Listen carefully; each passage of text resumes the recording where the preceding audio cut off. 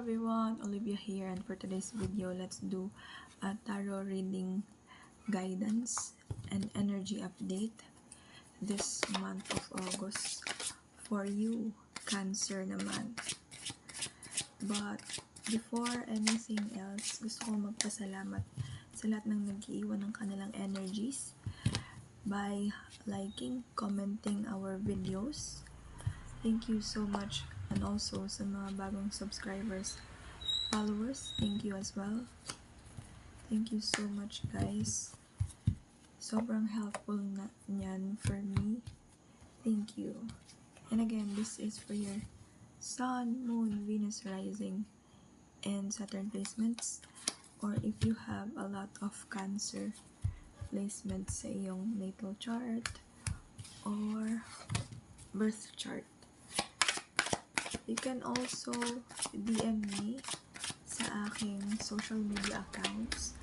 Mas active ako sa TikTok for private readings and also astrological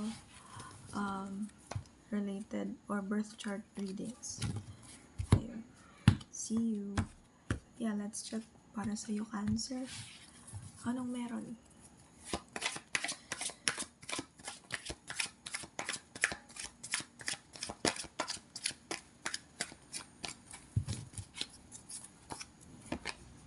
The Moon. Uy, this is Cancerian energy, the Moon. Andito talaga siya sa reading natin. Ayan. What else? For some of you, may kakonek kayong Scorpio. Or meron siyang Scorpio sa chart niya. What else? Knight of Wands, Five of Pentacles, Two of Wands, the Fool. Okay. Ang ngayong cards. What else?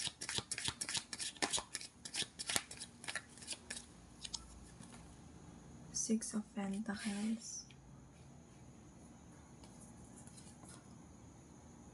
the Magician,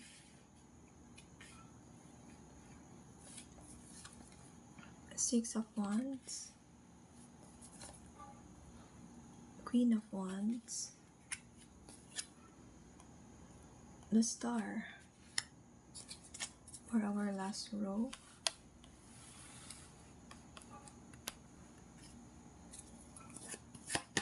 What else for Cancer? Guidance, messages, advice.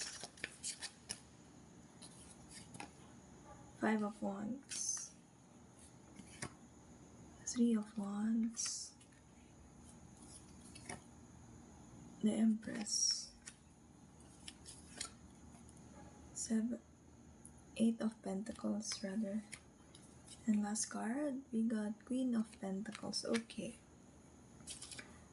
This is again for Cancer sa iyong tarot reading, energy update, and guidance na rin para sa iyong August. Okay, first set ng cards mo, Cancer. I heard the word stabilize. Pwedeng yung energy mo medyo kino-conserve mo dahil nakaramdam ka, pwedeng makaramdam ka ng conservation of energies this coming August, kasi pwedeng magkaroon ka ng difficulties or challenges when it comes to your health and money. So be aware of that. For some of you here, there is a drastic change, or pwedeng from dahil dito sa drastic change na to, nanggaling kayo dun sa ang nakikita kong energy ninyo for the month of August, pwedeng, ayun nga, you might conserve your energy, or alam mo yung mas magpapahinga ka, mas magiging invisible ka sa public, you might avoid or hindi ka muna magpo-post sa iyong social media accounts kung ikaw ay social media stars or nasa public eye ka man. Pero meron din din ako nakikita dito, kaya mo siya gagawin is makakaramdam or maring makaramdam ka ng maring pagbagal pag-usad ng iyong kaperahan, or maybe there's also health issues na related dito. Meron din ako nakikita, kung hindi man ikaw to, somebody na feminine energy, pwedeng makaranas siya ng feminine energy around you na magkaroon ng health issues. So, you can use this as a guide. I do not reading issues. I'm not also professionals related on that, but you can use this as a guide, lalo na kung may nararamdaman ka na, may nararamdaman yung mama mo, yung tita mo, anyone na related sa iyo na feminine energy, check them. Meron din ako nakikita dito, after ng hibernation mo, after ng patago-tago mong energy, mas magkakaroon ka dito ng idea on what to pursue or what to do. For some of you here, meron dito ako nakikitang you might pursue a health-related course or program. And for some of you here, ayun na, mas magpo-focus kayo sa inyong health, sa iyong weight, sa iyong physical body, sa looks, sa hair color. And another set of cards, meron ako nakikita dito. You might overthink things when it comes to your money, kasi you might, alam mo yung gusto mong magbigay pero nararamdaman mong yung perang meron ka is for you lang muna.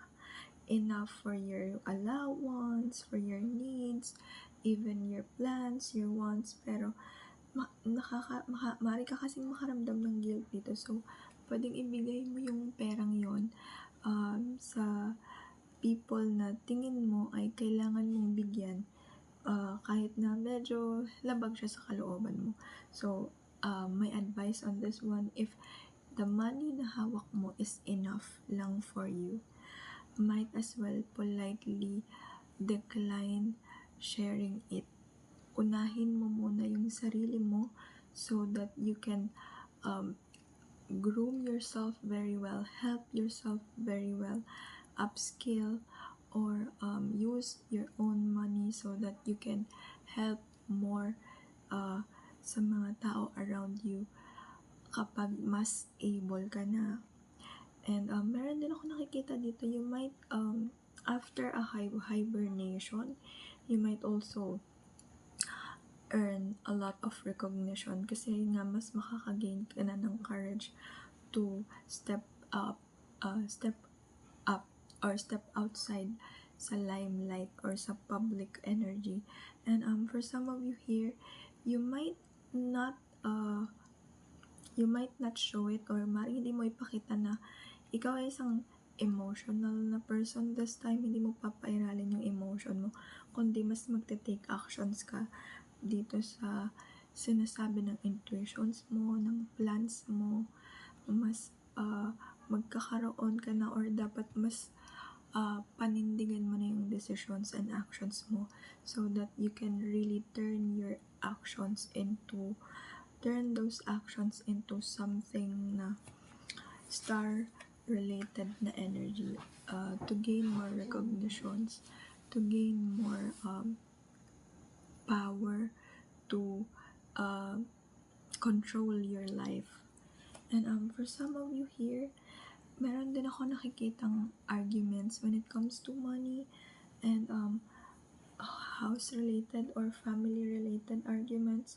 So better to really, kasi I can see a fist, like alam mo yun, ito yung kamao na parang ginaganon, and there is this masculine energy, pwedeng father mo, kuya mo, kapareha mo, na pwedeng magkaroon kayo ng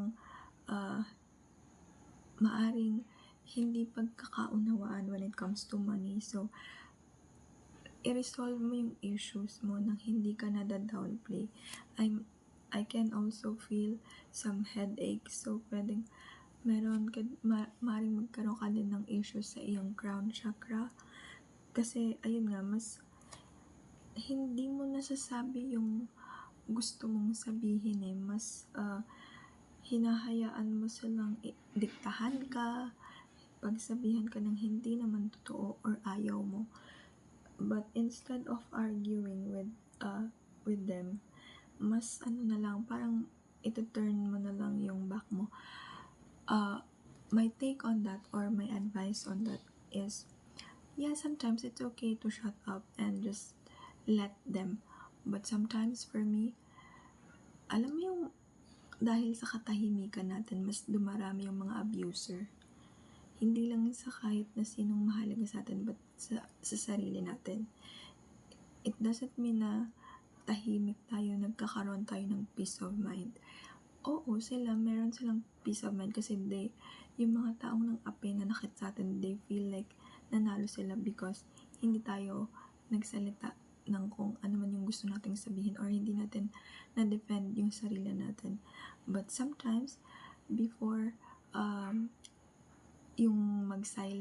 before ang katahimikan, it's better to state your defense rather than keeping your mouth shut. Kasi yung peace mo lang nila yung inaalagaan mo if you're not voicing out your concerns, your emotions, your thoughts. Of course, do it in the most kindest way as possible kung kaya. Pero yun, wag mong hayaan na katahimikan ng manaig laban sa peace of mind mo. You have to voice out your concerns, your pain to the people that is hurting you, to state your boundaries. And for some of you here, there's also pregnancy coming.